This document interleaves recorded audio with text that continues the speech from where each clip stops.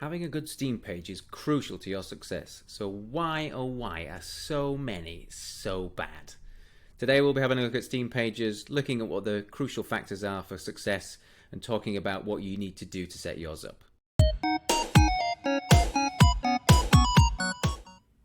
Hey game devs and game marketers, so today we're going to be talking about Steam pages and what makes a good Steam page, what makes a bad Steam page, things to look out for, all the things you can change on your Steam page, because it is your most valuable piece of real estate if you're launching a PC game. So just before we jump into that, obviously you should be aware of the Steam homepage and how that's laid out. It should be something you're probably looking at all the time if you're an avid game player. One thing to note is that there are over 50,000 games on Steam now, and that number's going up all the time. Thousands of games are added every year to Steam, and so you're up against a back catalogue of 50,000 games all vying for attention. Obviously the newer games get more attention than the older games, but there's a lot of still very popular old games. You know, we've got Counter-Strike on the homepage here. You know, that's been around forever. There's lots of older games still taking up lots of real estate. And if you think about how small the homepage of Steam is, it is tremendously difficult to get onto the homepage. You need to be doing some amazing things to get on here. And so getting any visibility you can and making sure that everything you do on Steam is perfect is really crucial if you're going to have any chance of success. So let's just jump into a game. I'm just going to pick something off the home page here. So we'll try Contraband Police, which is an excellent game if you haven't seen it. We're not associated with this game or have anything to do with it. I'm just picking it because it's an interesting game.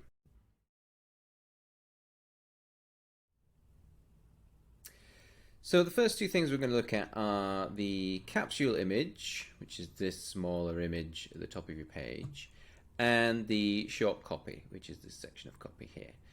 Now, the reason we're starting here is that these are probably the two most important things for you to get right. Considering how much space you've got on here, that might seem strange because you can add lots of different things to this page. You can, there's all sorts of important information, but actually, these are really what are driving traffic to your page when people are searching around, and you're getting judged on all the other pages of Steam by this image and by this bit of copy.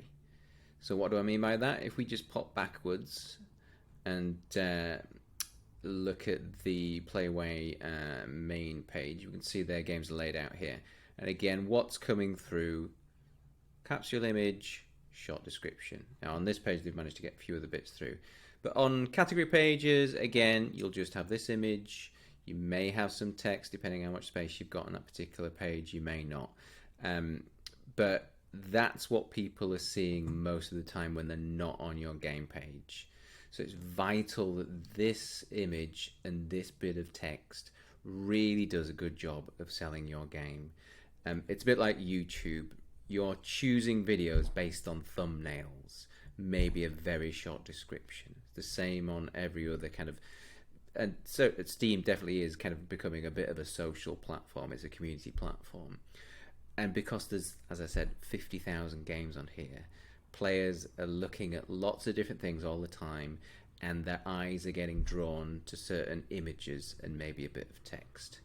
So if you don't get this bit right, it may be that nobody even gets to your page unless they're being driven there directly by something else that you're doing. If you haven't got good capsule images and good text for your short description, when players are on the category pages, looking for games, looking on the new and upcoming things that might be interesting to them, they're judging you based on just that image and that bit of text. So things to keep in mind. This has got to be legible at smaller scales. So obviously this image gets scaled down in different parts of Steam. So it's got to really make sense at that size and scale, and a little bit smaller as well. If it's not legible, no one's going to know what that's about. It's got to have some kind of meaning to it. I've seen a lot of people using capsule images, and they're using, very bland images, things that don't say anything, things that don't bring any emotion, don't tell me anything.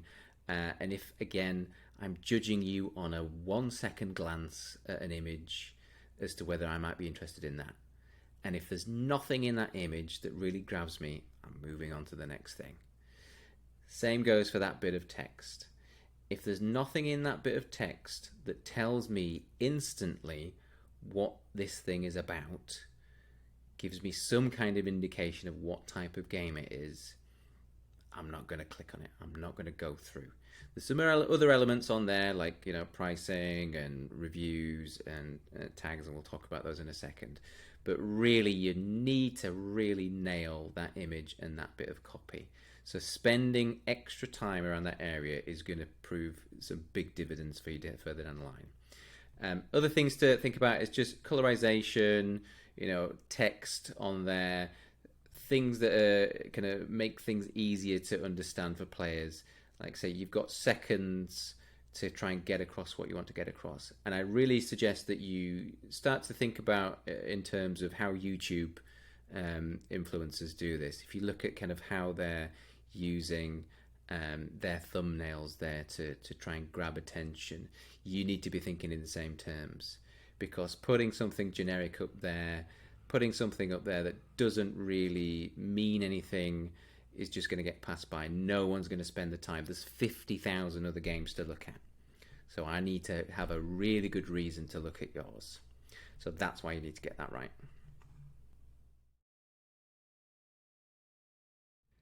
Okay, so moving on to trailers, images, and tags.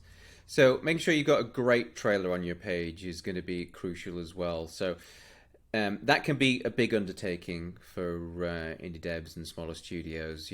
Having the capabilities and the knowledge about how to make a great trailer, is a specialized skill.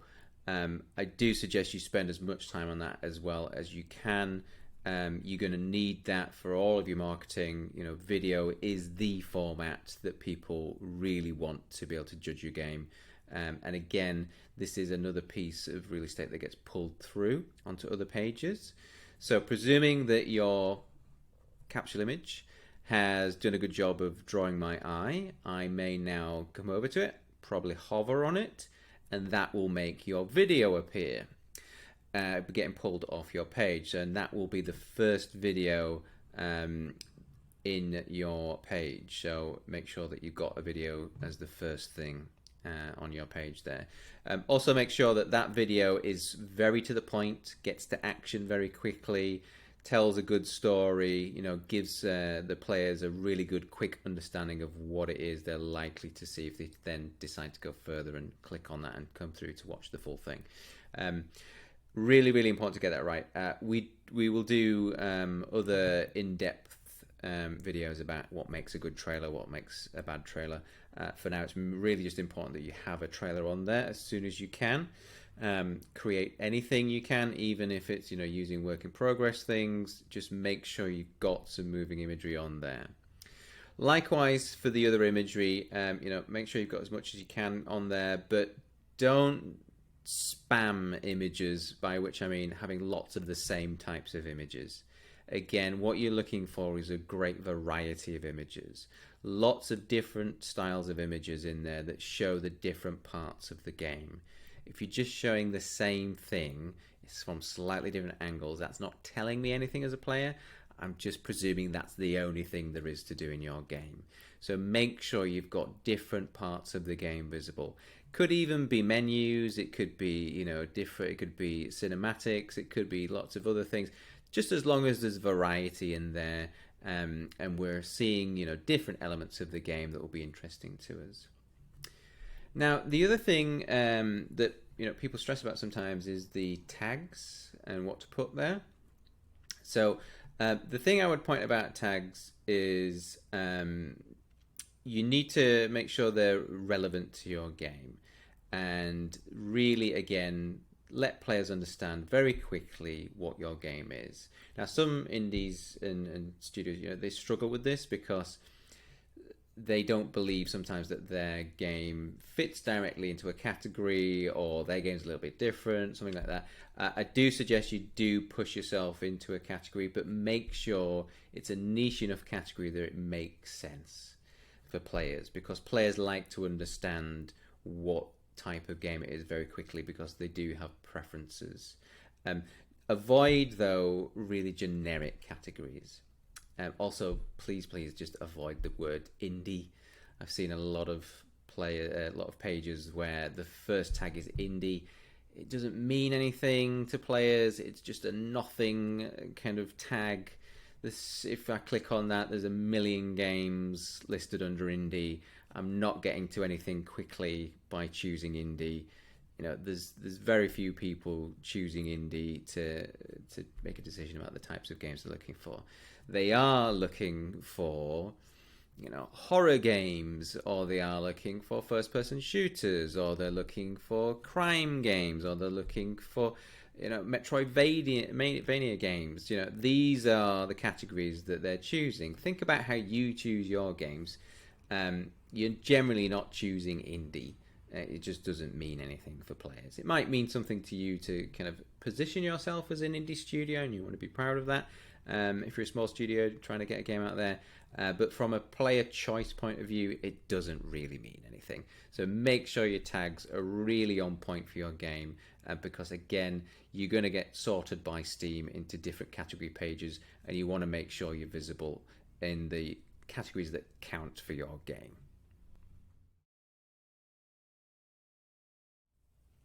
So finally, we're going to look at the recent events and announcements and the long description.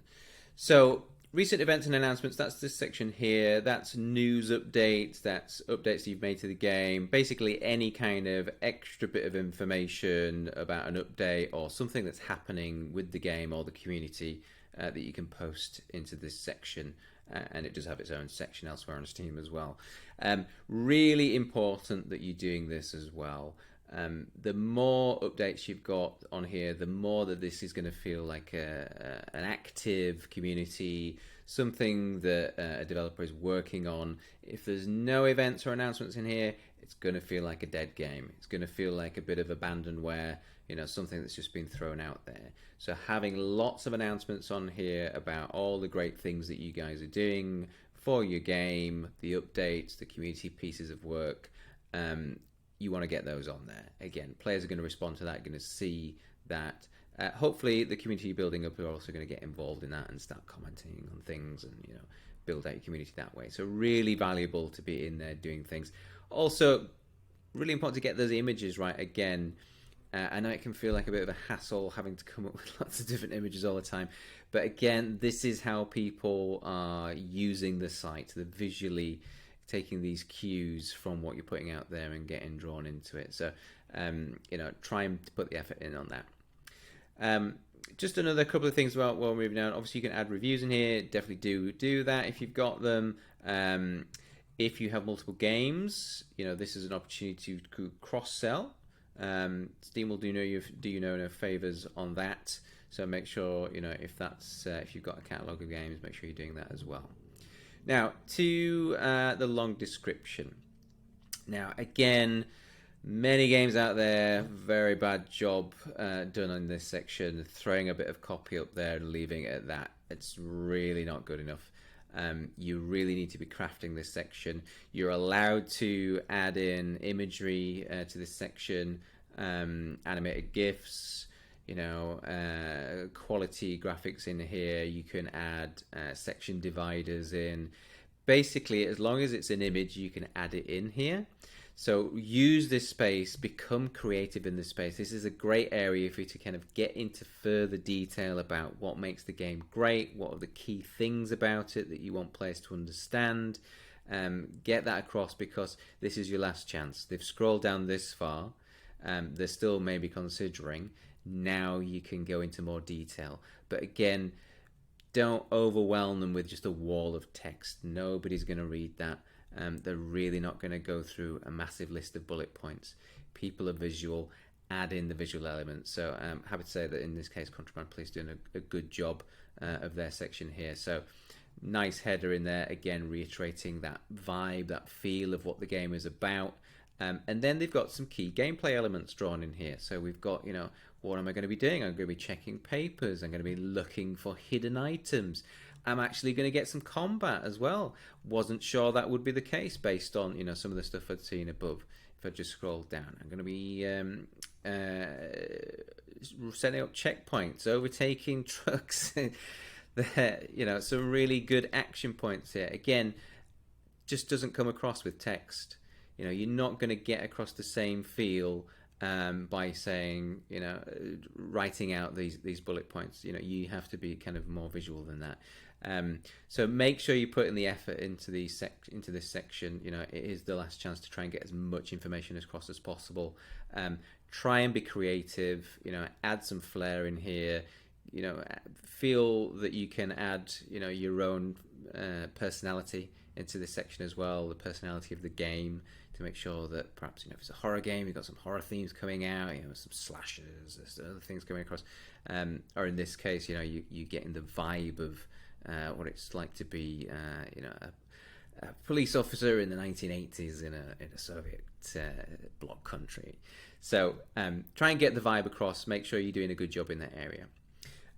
Now, there are a few other elements that go into making a Steam page on the technical back-end Steamworks side. We'll probably cover those in a different video, but today it was mainly about the content aspects of what makes a good Steam page.